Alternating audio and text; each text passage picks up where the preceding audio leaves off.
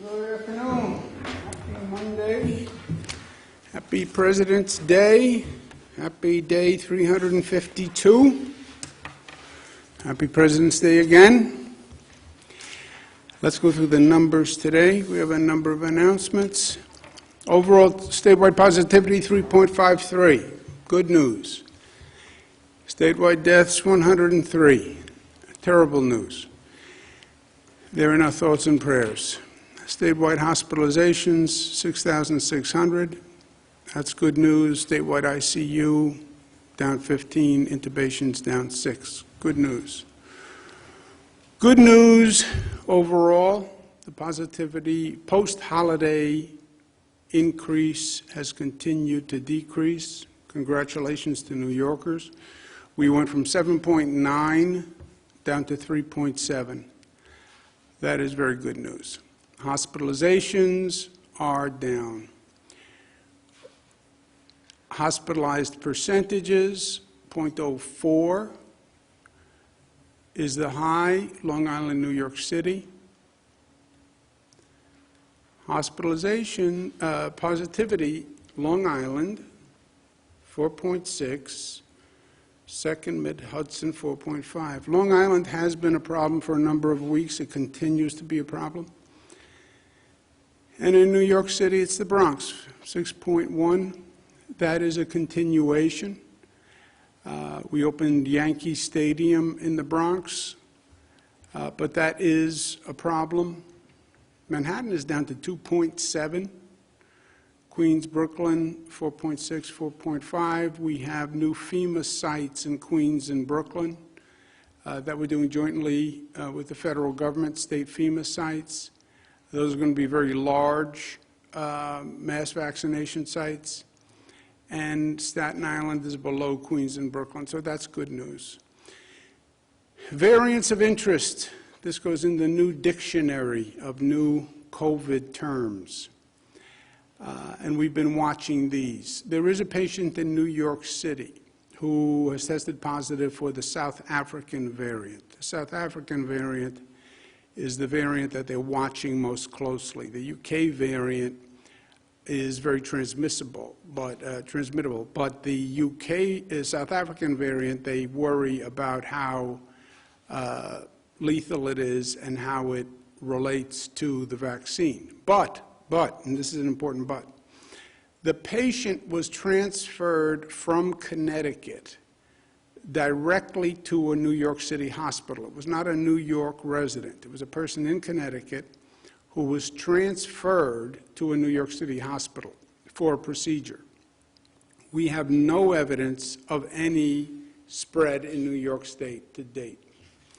Let's talk vaccinations. 3,000,002. 2,000,001 first doses, 1,000,000 second doses. Over 1 million New Yorkers now have received doses 1 and 2, which is great news.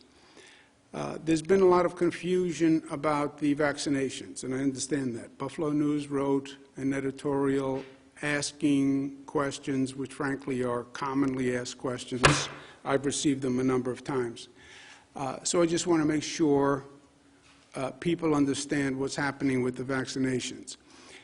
The Trump administration had said they were increasing eligibility and they were going to increase the supply of the vaccines. States increased eligibility. What happens is the Trump administration did not increase the supply. Biden administration comes in, basically the cupboards were bare of enough dosages.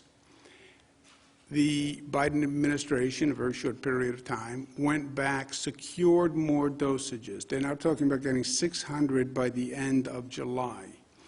600 would do 300 million Americans twice, so the nation would be fully vaccinated.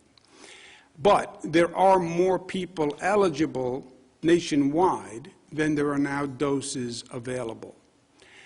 Federal government, as I mentioned, increased the eligibility, but never increased the supply. So now New York State, you have 10 million people eligible, 300,000 doses per week. 300,000 people chasing the doses. 10 million people chasing 300,000 doses. How does the federal government allocate doses? The federal government allocates to states based on the population of the state. Population of New York, population of California, you get an allocation based on your population. State allocates to counties, regions, by the population that is eligible for the vaccine, 1A, 1B, comorbidities, etc. The federal government set up multiple distribution points when the program first started. Local governments also wanted to be in a position to distribute themselves. This is now the distribution system that we have in place. Federal governments give directly to pharmacies, an allocation that goes directly to pharmacies. Federal government has an allocation to pharmacies for nursing homes, which is called the Federal Nursing Home Program. Federal government gives directly to what's called federally qualified health centers, community-based centers, directly from the federal government. Federal government then gives to the state for FEMA-operated joint venture sites. We now have one in Queens and Brooklyn. We're working for others upstate. But that's feds directly to those joint sites. Federal government then allocates to states separate from all of that. The state then also allocates to pharmacies. The state also allocates to federally qualified health centers. The state allocates to hospitals. The state runs mass vaccination sites, and the state then gives to local governments. The local governments then allocate some to the federally qualified health centers, allocate some to pharmacies, and locals set up mass vaccination sites. That's why you have this massive distribution network. Many points of distribution, many options for people, but it also creates confusion. Let me have one site where I can go and find out where I can get a vaccine in Buffalo.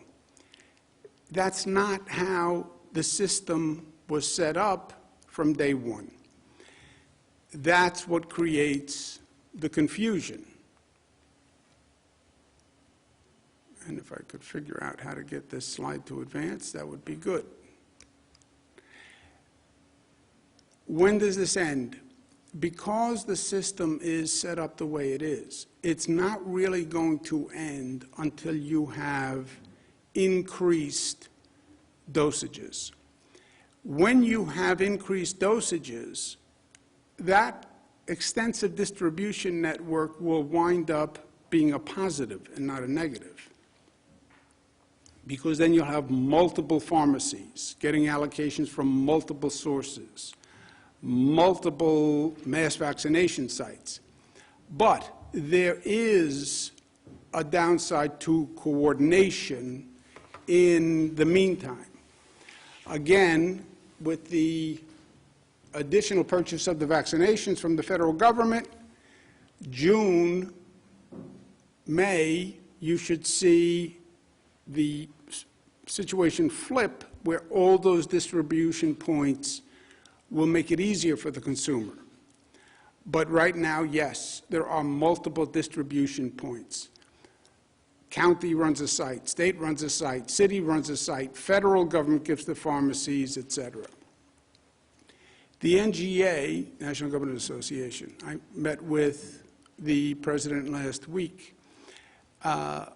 We sent a letter today asking for more coordination and clarification of this distribution site. The letter basically said, when CDC does their reporting, please separate out all of these different distribution points so it's clearer for people. In other words, when we receive allocations from the federal government, we being the state. Some are for the first dose, some are for the second dose, some are for the nursing home program, and then you have the federal government sending to pharmacies and the federal government sending to federally qualified health centers. We need better coordination between the federal government and the state government, so we know what pharmacies they're sending to. We don't send to the same ones. Local government doesn't send to the same pharmacies, because some pharmacies do a better job than others. Some pharmacies are already getting a distribution. So if the federal government is sending to CVS, then I wouldn't send to CVS. So we're asking for coordination with the federal government in those regards. On COVID overall, follow the science, follow the data. My great graphic with the valve that nobody likes. The COVID numbers are down, so we adjust. We've opened indoor dining in New York City. We adjusted the curfew. Today we're going to talk about the MTA and increase in capacity there. And we have two special guests. We have Sarah Feinberg and Pat Foy from the MTA. And there they are. Smiling Pat Foy. Take off the mask so we can see the smile, Pat. There it is. There you go, Governor. Sarah Feinberg. Sarah. Good to see both of you. And we've been talking about increasing capacity in the MTA. The numbers are down. So let's start with Sarah Feinberg, and then we'll turn it over to Pat to tell us what the thinking is. Or do you want to go first, Pat? It's up to you. Governor, let me start, and then I'll turn it to Sarah. Governor, thanks for inviting us today. We're here today to update on two key issues, Governor. First is the safety and security of our system, and second is a phased reopening of the subways, coinciding with New York's gradual reopening from COVID-19. First, a word on the events this weekend. The crime spree that occurred and resulted in two people tragically losing their lives was horrifying and shocking. We grieve with the victims of these terrible crimes and their families. I want to personally assure every customer and every single employee of the MTA that your safety is our highest priority. That's why yesterday my colleague Sarah Feinberg, New York City Transit Interim President, and I sent a letter to Mayor de Blasio and Police Commissioner Shea requesting that an additional 1,000 NYPD officers be assigned to the Transit Bureau of the NYPD to patrol subways and buses. As you remember, the MTA began calling for additional police officers in the system well over a year ago. And it was the right call then, and it remains the right call now. Make no mistake, however, we also need more mental health resources from the city of New York dedicated to address the growing crisis facing the city so that those suffering have access to the critical services they need and deserve. We and our customers and our employees need the city to meet its obligations on both these fronts. Additionally, this additional infusion of police officers will be crucial as we were planning a phased reopening of the subways coinciding with the gradual reopening of the city of New York. We are seeing positive trends, as you just outlined, Governor, with the deployment of the vaccine, a drop in the infection rate, the resumption of indoor dining, extended hours for bars and restaurants, and the reopening of stadia and arenas. And today we are announcing the goal of beginning a phased reopening of the subway on Monday morning, February 22nd. As we all know, the subways have been closed overnight from 1 a.m. to 5 a.m. since May 6th. But under this plan's change, the subways will stay open until 2 a.m. and reopen at 4 a.m.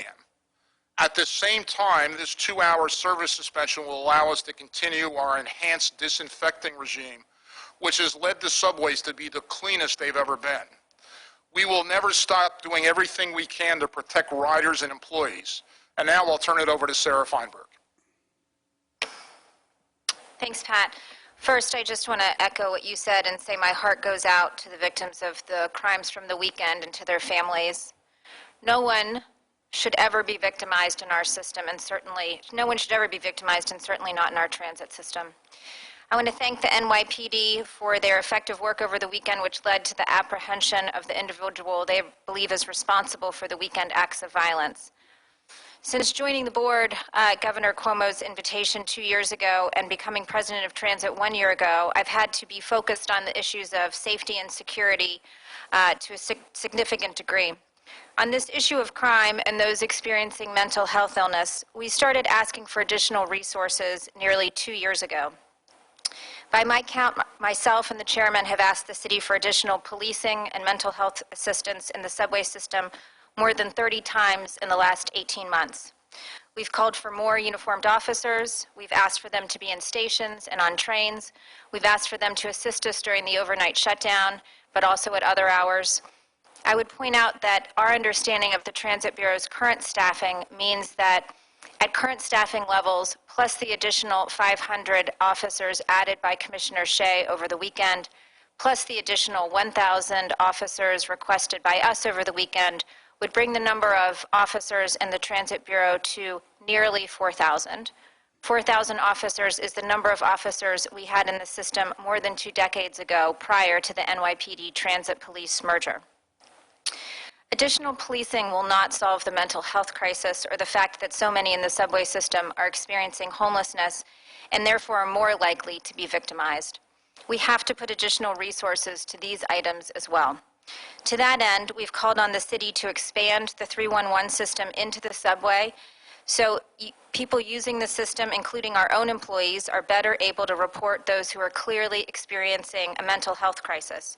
We've also called for additional resources to house individuals who do not have other options or those who don't feel safe in the shelter system. Additionally, we've not just asked for more from the city, we've done more on our end as well.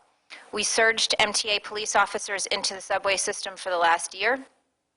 A year ago, the governor called for and the MTA approved the hiring of 500 additional MTA police officers. We began executing on that hiring, hired and onboarded more than 200, and that hiring has now begun again. We've increased dramatically the number of cameras in our system. When our capital program had to be stalled due to the financial crisis, Transit took on cameras and started installing cameras throughout the system on platforms and trains. We started tracking incidents in the system in real time so that our officers and security forces could better predict and respond to hotspots. We fought for and in cooperation with the governor passed and the state assembly and senate passed legislation that will allow recidivist criminals to be banned from the system on a temporary basis. So there's no question that we've been doing all we can, but there's also no question that these additional resources are needed in the system. I feel responsible for every customer and every member of the transit workforce from the moment they enter our system until the moment they exit our system.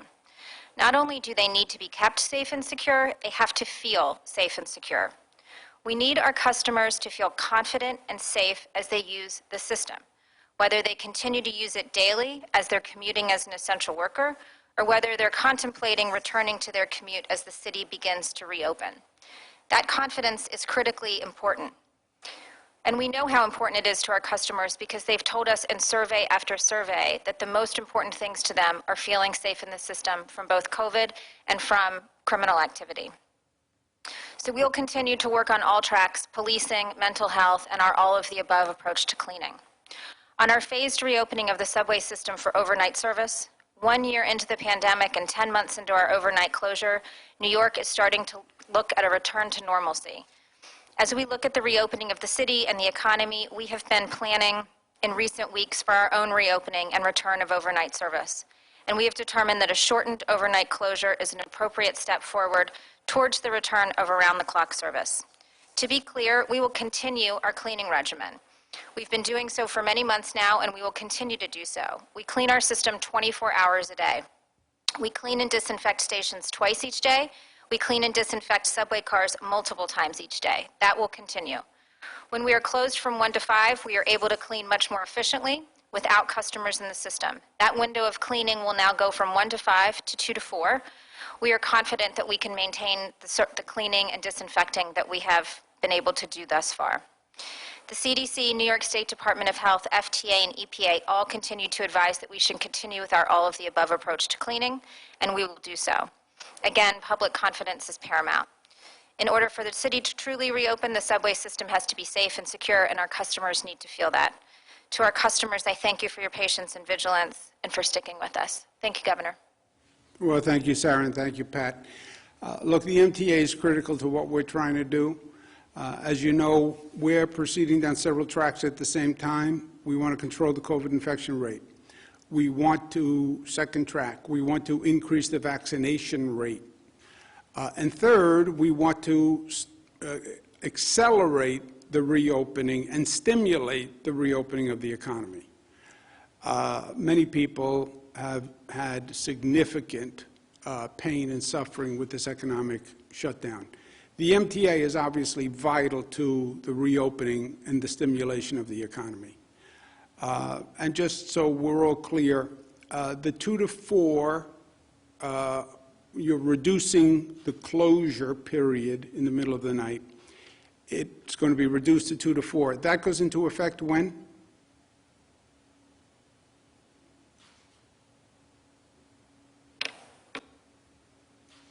Yep. Do we have Pat's audio? I believe you said. Governor? There you are. Monday morning, February 22nd, Governor. Monday morning, February 22nd. Okay. You'll still be cleaning. Yes, sir. You'll still be cleaning the trains, which is very important. CDC says it. The health experts say it. The COVID virus is not transmitted as much as they originally suggested on surfaces, but it still can be transmitted on surfaces. And I think it's very important, Sarah said it, you want to be safe in the MTA system from crime and from COVID, and I think the cleanliness makes a very big deal. Also, when you're as old as I am, the trains have never been as clean as they are now. You know, silver linings. It is remarkable. I can't tell you how many people comment to me that you walk onto a train, you walk into a subway station, it looks different, it feels different. I think that goes a long way towards confidence. So kudos to you and to the entire team. And on crime, I can't agree more.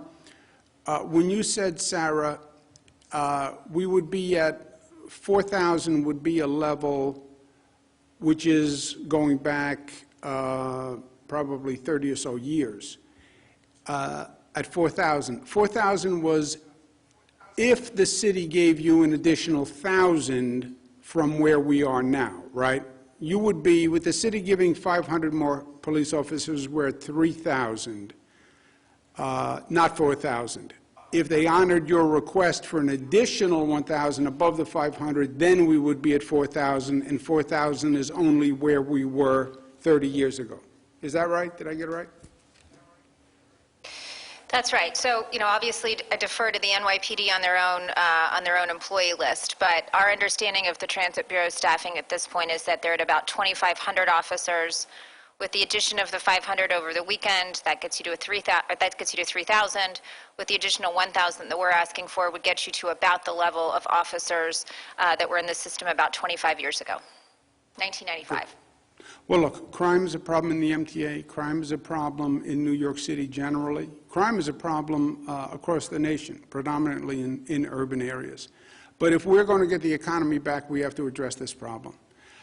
You know, people don't talk about public safety in terms of economic development, but it is the #1 issue. If businesses don't feel safe, if people don't feel safe, if your riders don't feel safe, they're not going to go to a restaurant. I don't care how many, what we do with curfew, what we do with occupancy. If you don't feel safe, you're not going to get on the subway and go to the restaurant. So that is a major concern in many areas. Just please make sure you relay to everyone, to all the workers, TWU. You guys have done a masterful job all through this. I remember Pat got sick early on, but you kept the system running. The system has to run. That's how essential workers get to work. And you really did a masterful job. And I want to thank you all very much on behalf of the people of the state. So thank you. And I'll see you soon. Thank you very much for being with us. Thank you, Pat. Thank you, Sarah. Thank you, Governor. Thank you, Governor. Thank you. Okay, as I mentioned, public safety is a top priority. You want to talk about reopening the economy, you have to talk about public safety. We mandated last year, after the George Floyd killing, every locality has to come up with a new public safety plan. It'll be different in different parts of the state, but we have 500 jurisdictions that have police departments. And I get the tension between the community and the police department. And there is no easy answer, and there is no one-size-fits-all. But you can't ignore the tension. Ignoring a problem will never solve the problem. That is true in life, and that is true in society, and that is true in government. So put people at the table, let them vent their issues, and they will vent, but then let's come to a collaborative and a consensus, and let's move on. Many local governments are doing a great job. And again, this is a nationwide problem, but it's New York's mandate to lead the way, and many local governments are doing a great job. I applaud the New York City Council for putting out a set of proposals. I think that's a positive step forward, but you now have to come to an agreement and get a bill signed, and that's by April 1. And April 1, tick, tick, tick, tick, tick, tick, 45 days to complete. We're also going to be sending amendments to our state budget, which is also due April 1. We have had conversations about legalizing recreational marijuana. We don't have an agreement yet, but I believe we're making progress. I'm sending an amended bill.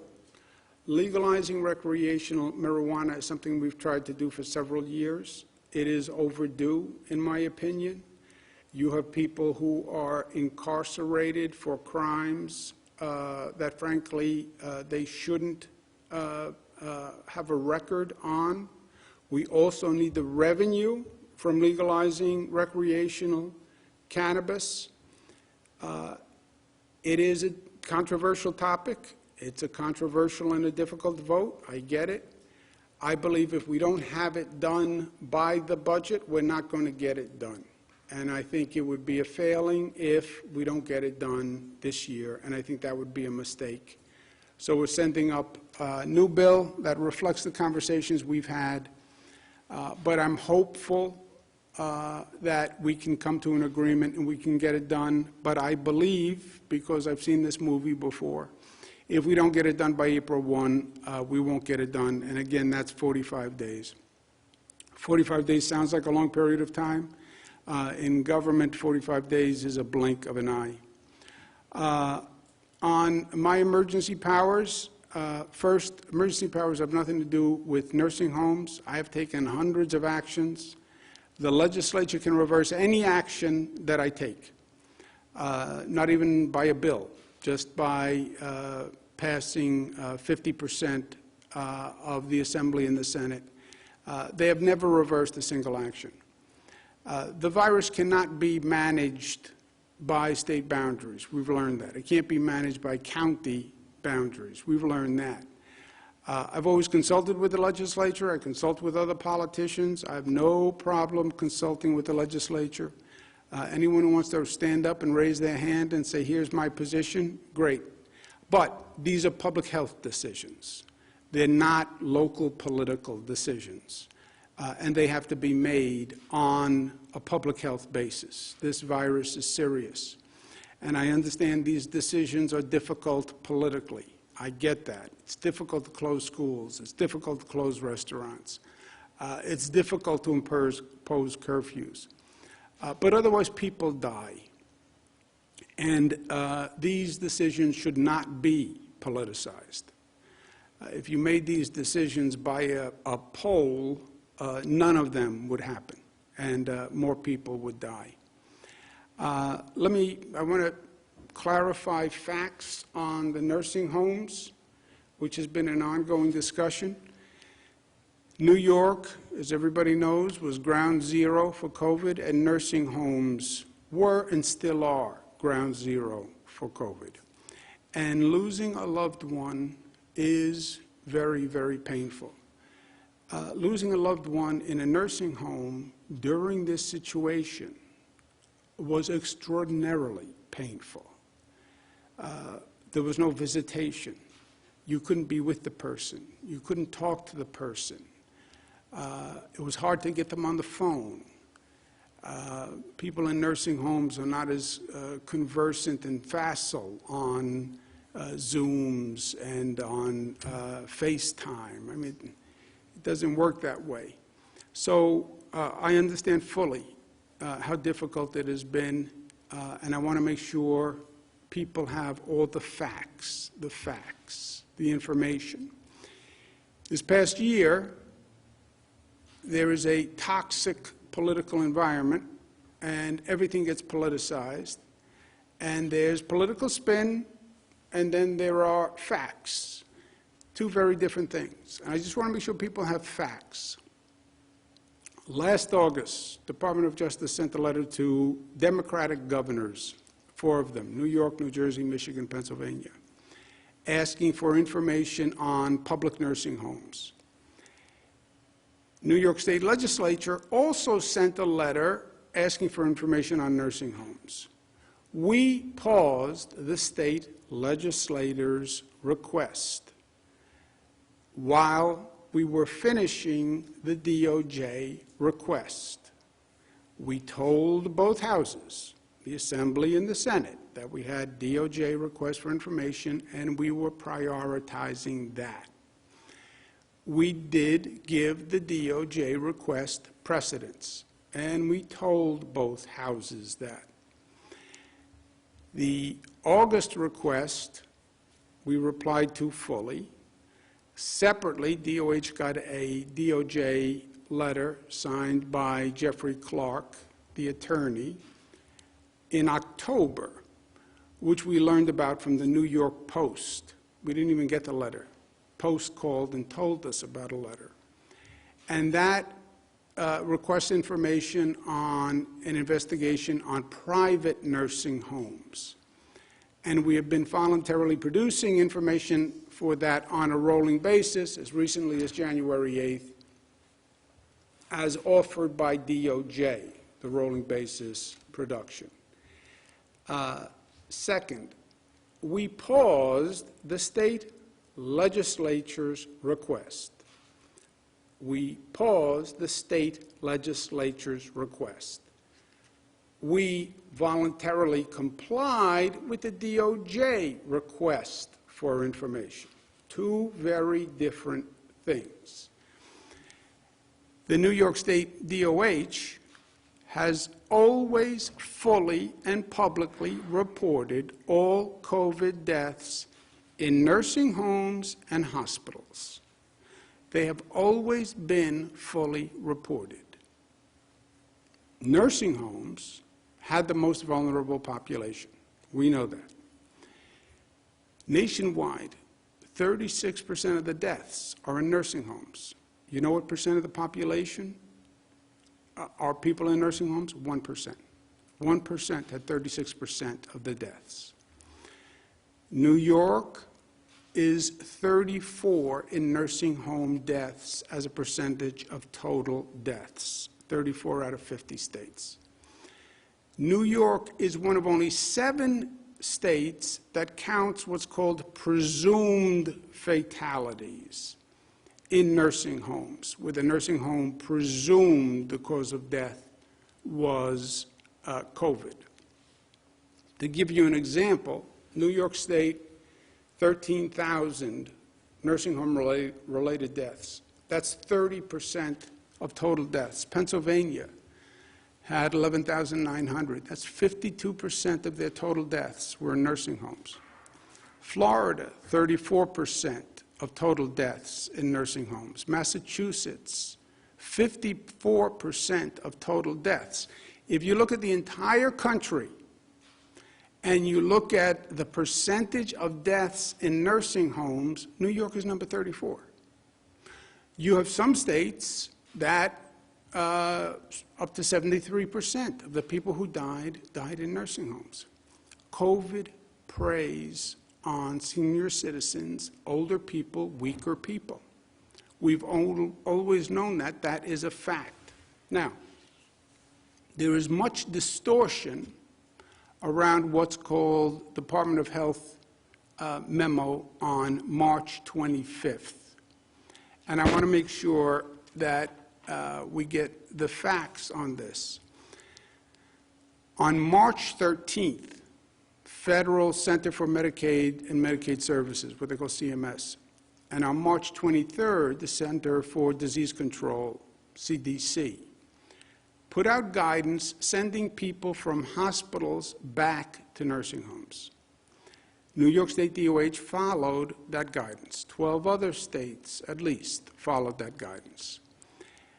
The CDC, CMS, DOH reasoning at the time, residents who were leaving the hospitals were not likely to be contagious because at that time the viral load is so low that you're not contagious, and they were going to be what's called cohorted, cared for in areas that are separate with other people under the right precautions.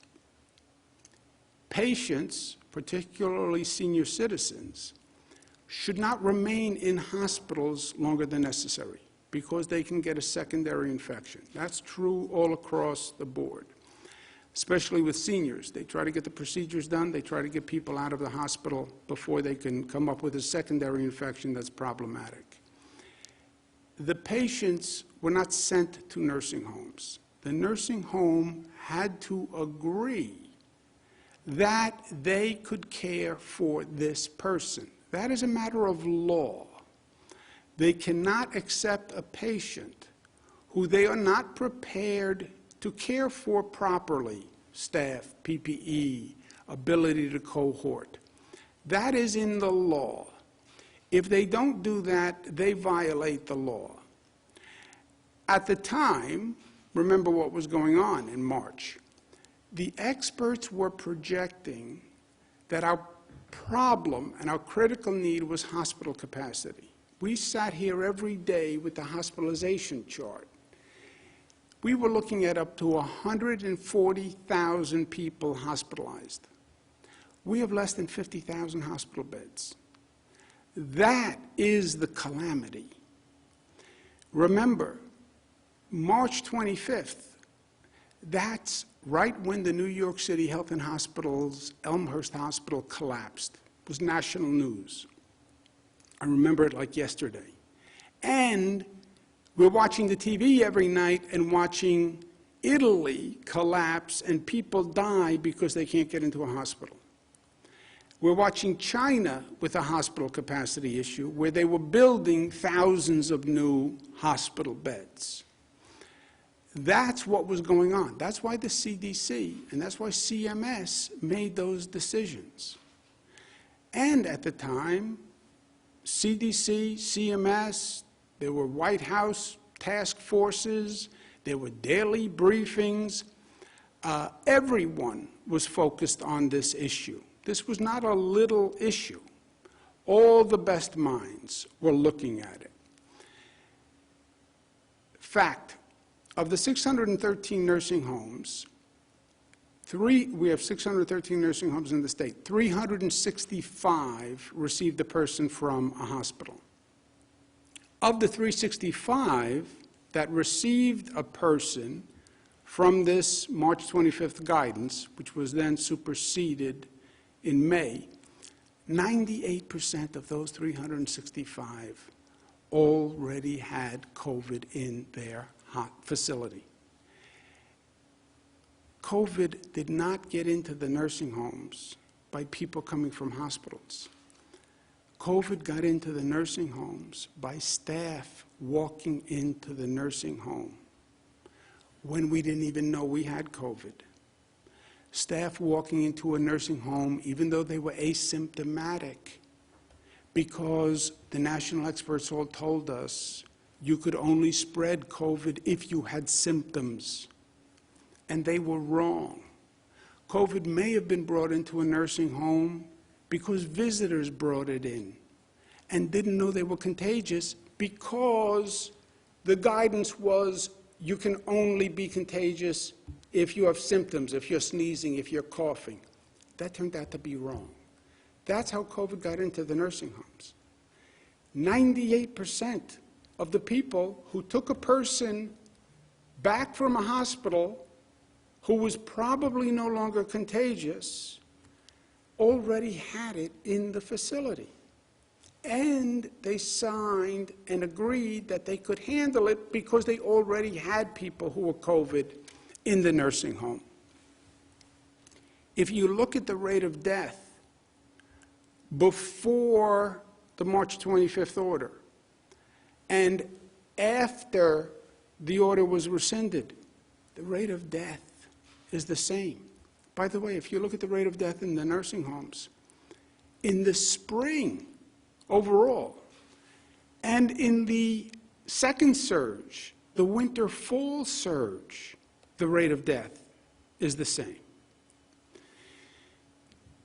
These decisions are not political decisions.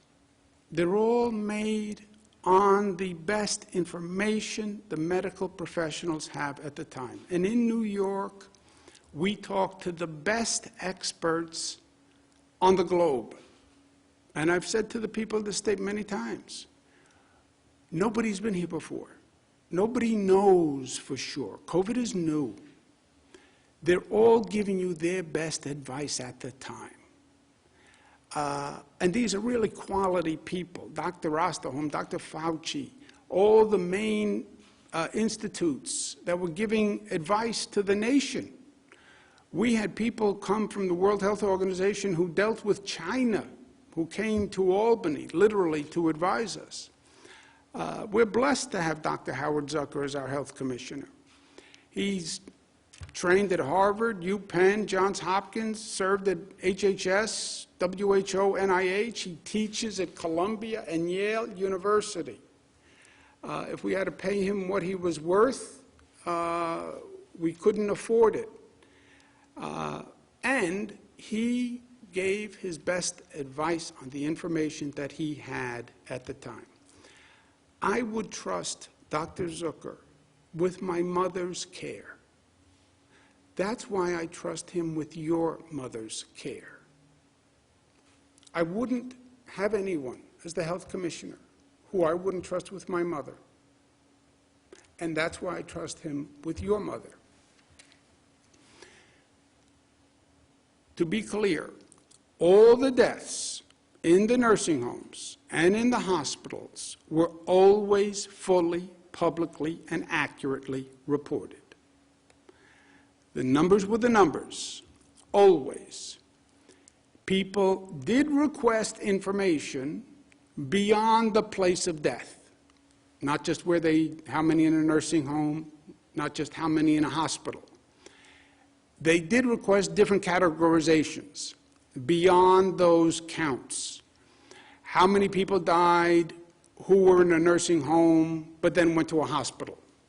How many people died who were in a hospital but then went back to a nursing home? How do you count presumed COVID deaths? Everyone was busy. Everybody was here every day. We're in the midst of managing a pandemic. There was a delay in providing the press and the public all that additional information. There was a delay. What did we learn from this entire situation? What are we still learning? There are hospitals that perform well, and there are hospitals that performed less well. We still see hospitals performing less well. When you look at those vaccination numbers, hospitals with the same demographics of workforce, in the same region, with different vaccination rates of their staff, that's indicia of performance of those hospitals. There are nursing homes that performed well, and there are nursing homes that did not perform as well. We have to learn from it, and we have to correct it before we have another surge and another pandemic. And by the way, we are going to have another pandemic. As I sit here, I would plan on it. And yes, this was never seen before. And yes, hospitals had to deal with something they never had seen before. And yes, nursing homes had to deal with something they had never seen before. But they will see it again. And now we have to learn from it before it happens again. Our focus, I believe, is going to be on the for-profit nursing homes. Hospitals, low-performing hospitals, but also in the for-profit nursing homes. I have long believed that there's a tension in a for-profit nursing home because those institutions are trying to make money. If you're trying to make profit, it's too easy to sacrifice patient care. Everything becomes one or the other. Do you want to hire more staff, or do you want to make more profit? Do you want to buy more PPE and stockpile more PPE, or do you want to make more profit? Do you want to buy new equipment, new beds, new sheets, new furniture, invest in the facility, or do you want to make more profit? That tension is a problem, and that has to be resolved legislatively, because I don't want to leave it to these for-profit owners to decide what's right, what's wrong. Let's learn these lessons. We have to implement hospital reform and nursing reform, and we have to do it in this budget cycle. COVID isn't done with us. Implement the lessons now, and we're going to propose them in the 30-day amendments. If you're a for-profit nursing home, I believe it should be mandated how much you put back into the facility and how much profit you can make. I believe that. Nursing home, hospitals that have these issues, they have to improve, and we have to take it into consideration when there's a surge. If there's an influx into hospitals, not all hospitals can handle it equally. And that's why you saw some hospitals fail. If you could do it all over again, just rewind the tape. I understand the public had many questions and concerns, and the press had many questions about nursing homes primarily. And I understand that they were not answered quickly enough. And they should have been prioritized and prioritize those requests sooner. I believe that. I understand the reasons. I understand that there was a lot going on. Everybody was working 24 hours a day. Everybody was overwhelmed. We were in the midst of dealing with a pandemic and trying to save lives. They were answering DOJ. And nursing homes and the hospitals were also in the middle of hell and the middle of a pandemic. And they were scrambling, and they were managing the crisis. I understand all of that. But the void we created by not providing information was filled with skepticism and cynicism and conspiracy theories, which furthered the confusion. Nature abhors a vacuum. So does the political system. You don't provide information, something will provide the information. Most of all, the void we created allowed disinformation. And that created more anxieties for the families of loved ones. I've had hundreds of conversations. People couldn't get into the facility to see their loved one. They couldn't get them on the phone. They couldn't get staff on the phone to get answers. They were powerless. They were helpless. They were literally physically removed and isolated. Loved ones died alone. Loved ones died alone. Fathers, mothers, brothers, sisters died alone. It was horrific. It was horrific. And then the void in information that we created started misinformation, disinformation, conspiracy theories, and now people have to hear that. And they don't know what is the truth. The truth is everybody did everything they could. The truth is you had the best medical professionals and advice on the globe. The truth is it was in the middle of a terrible pandemic. The truth is COVID attacks senior citizens. The truth is, with all we know, people still die in nursing homes today. People still die every day. We're testing the staff twice a week. There's no visitation. People still die. You would have to hermetically seal a nursing home. They actually tried this in France, where the staff lived in the nursing home. Anybody can bring it in. A delivery man brings it in. The heating repairman brings it in. The food service brings it in. Staff person goes home, meets with their family, someone in the family has it, staff member comes back, the staff member brings it in. Even when you're testing twice a week, you'll get people who have it, and you'll miss them in the twice a week. That is the reality. But not providing the information creates the void. The void allowed misinformation and conspiracy. And now people are left with the thought of, did my loved one have to die? And that is a brutal, brutal question to pose to a person. And I want everyone to know, everything was done.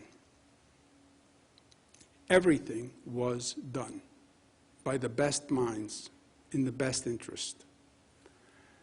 And the last thing that we wanted to do, the last thing that I wanted to do, was to aggravate a terrible situation.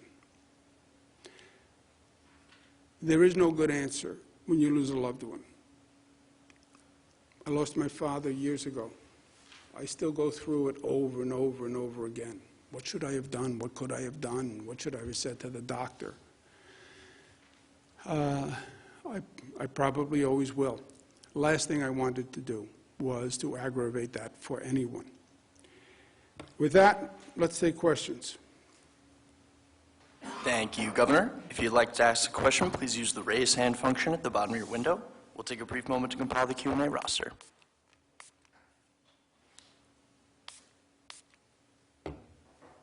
Governor, your first question comes from Steve Burns at WCBS 880. Steve, your line is now open. Please unmute your microphone.